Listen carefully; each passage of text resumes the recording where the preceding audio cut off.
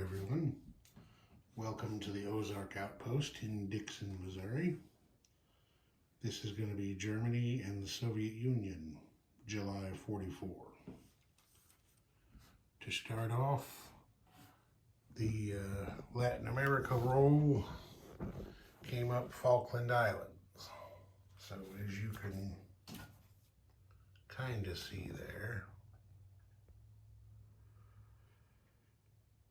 Germany got to place its roundel in a free militia on the Falkland Islands since it has aligned Argentina. So, unless I am completely misreading the rules, the Americans are going to have to get an amphib down there to take the Falklands back in order to get their victory objective for no enemy forces in Latin America. Anyway, that's how they started off. For their tech rolls, the Germans finished jet aircraft, and they moved improved construction to stage 2. They established a spy ring in Novosibirsk, spying on Stalin. Their counter-espionage role missed. Now for their build, Germany had 113 marks to spend. For their build, they did 1 strategic bomber, 2 jet fighters, 1 fighter, 2 medium panzers, 2 SS Panzer Grenadiers, 8 infantry, 2 militia, and they repaired the total of 9 damage to the factories in Western Germany, Berlin, and Bavaria. They did that at the very beginning, so they got their full amount of tech rolls. Their spy action missed. The American double agent in Berlin fed misleading research back to Washington, which caused the United States strategic rocket program to be knocked back from stage 3 to stage 2. It's not very nice of the double agent because strategic rockets, I believe, is one of the techs the United States has to finish to get their victory point for technological superiority.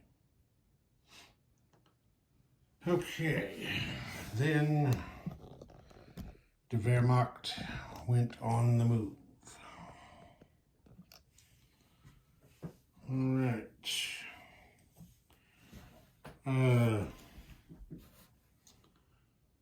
Panzer that was here moved into Ural for the unopposed capture, picking up an IPP. Panzer that was here in Saratov moved out here to Orenburg for an unopposed capture. It's not worth anything, it just kind of opens the road between European Russia and Novosibirsk in Central Asia.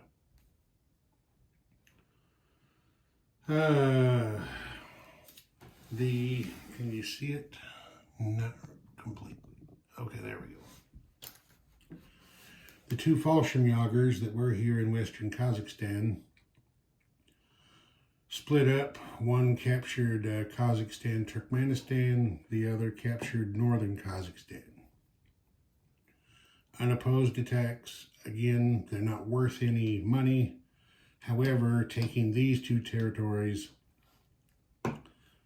severs the Communist Chinese link to the Soviet Union, and they lose their wartime income bonus because of it.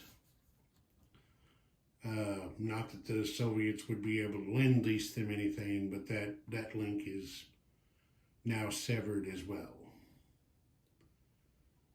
All right, then we had big action number 1 of the turn. we can still see everything. Stalingrad was surrounded, and everything that could reach them attacked. They put up a pretty stout defense. The Germans attacked with all panzers and aircraft. They didn't have a foot soldier, any kind of an infantry in sight. So capturing Stalingrad, which of course did have a fortification, and there was a commander in there. It cost the Germans 8 medium panzers in order to capture it. The survivors of the attacking force were 4 SS panzers. So anyway, that was the last city that the Soviets were getting a little bit of bonus money for. It was also their last major factory. Okay, then the Germans attacked down into Transcaucasia and captured that without loss. This was big action number 2. It not only cost the Soviets 5 rubles, which turned into 5 Reichsmarks for the Germans. This action also allowed Germany to align Turkey. So there's 3 more IPP they've picked up, plus some free units.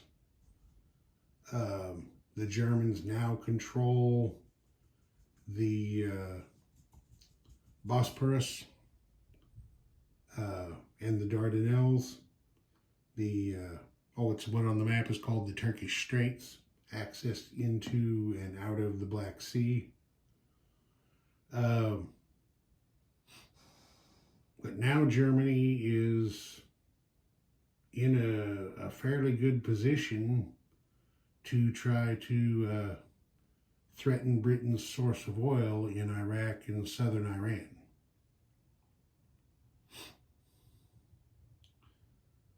But we'll see what happens. You know, the Americans over there off of Italy, they may change their minds and spare Mussolini and run over here and come to the aid of the British. You never know.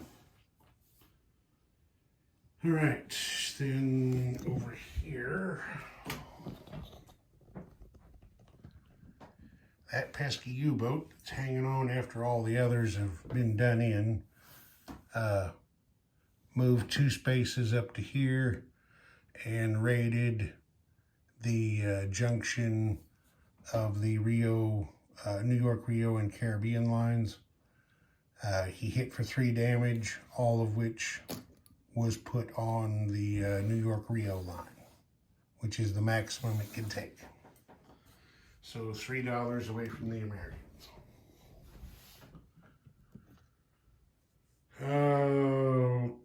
Okay, that was it for combat. There wasn't a lot of non-combat, a little bit, but not a lot. 2 infantry strategic railed over here to western Kazakhstan.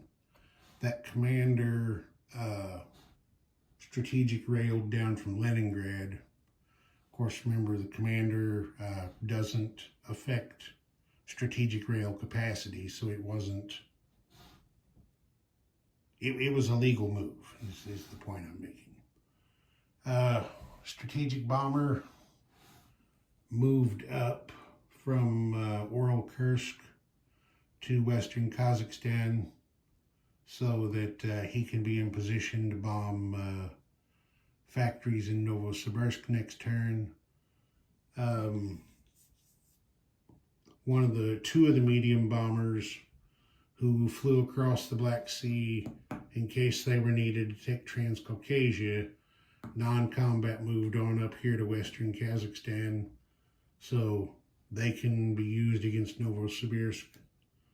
The fighter that was involved in the attack on Stalingrad landed here in western Kazakhstan to escort bombers if necessary. Although I thought about it after the fact.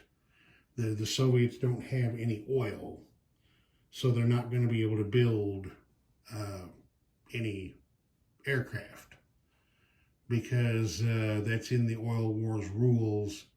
You have to spend one oil to produce either aircraft or ships. So if he doesn't have the oil to pay that production cost, I'm assuming that means he can't build them. Since he doesn't have any oil, that tank, it's not the Soviet turn, but since he doesn't have any oil, this tank sitting in Novosibirsk is dead in the water, so to speak. It can't move. Without oil, the only thing he can move is infantry and cavalry. Anyway, there was a little shuffle in the north up here, not much to speak of. 2 SS Panzer Grenadiers and an infantry came down to Leningrad. Fallschirmjäger moved up here to Lapland. No big deal.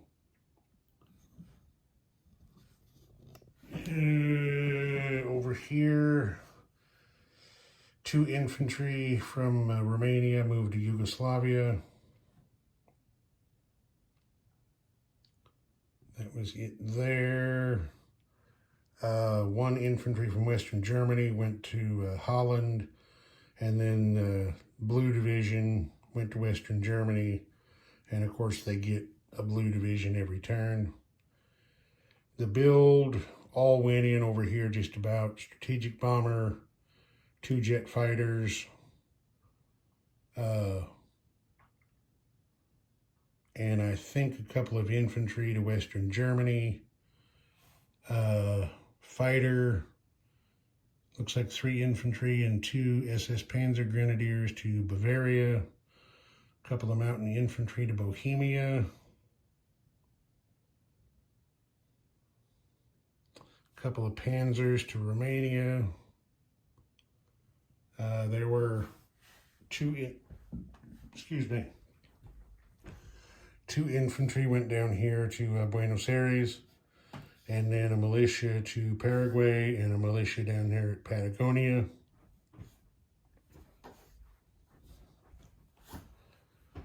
And I think that was about it. Vichy didn't do anything. The Germans didn't lend-lease anything to them. They missed on their recruitment roll. So they're just kind of hanging out to see what happens.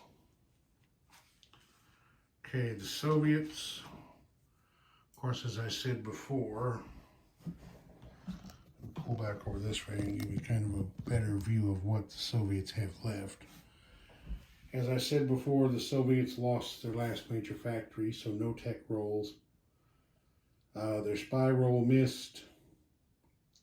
The British spy at Novosibirsk was turned to a double agent. Now, production here in Novosibirsk, there is 1 medium and 1 minor factory. The Soviets never were able to finish improved factories. They got as far as stage 3 installed out. So this means that the Soviets just have 4 production slots. And since they don't have any oil, they can't build any aircraft. So they went with 4 infantry and saved 7. They started the turn with 19 rubles.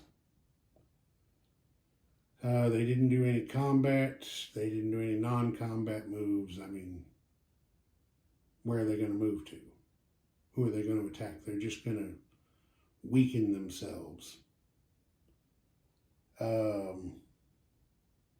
So that was it for them.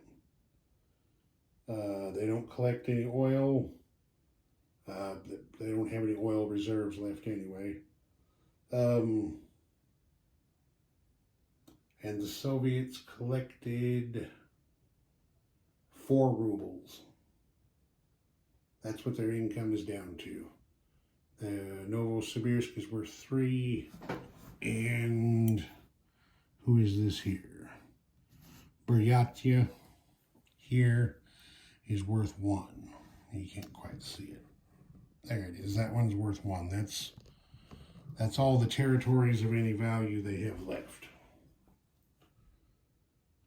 So 4 onto the 7 they saved puts 11 rubles in Stalin's dwindling bank account. The Chaicoms down here had the hell did they have? Well, it must have been 9, because they bought 3 infantry. Yeah. They didn't do any combat, didn't do any non-combat. There really isn't anything for them to do. They're just kind of hanging on. So they put 2 infantry here in Xinghai to give the Japanese as much trouble as they can there. And the other infantry went to Hunan, down there in the south. They collected 4, which is how much they will have to spend next turn. And it looks like that is that. Yes. The big news for this turn, the Soviets are just about finished, and Germany's base income is up to 108. That's what, 30.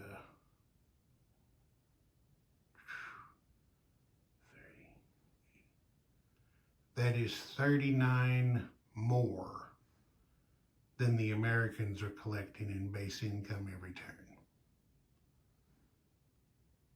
That's, well, you've heard me say it before. I mean,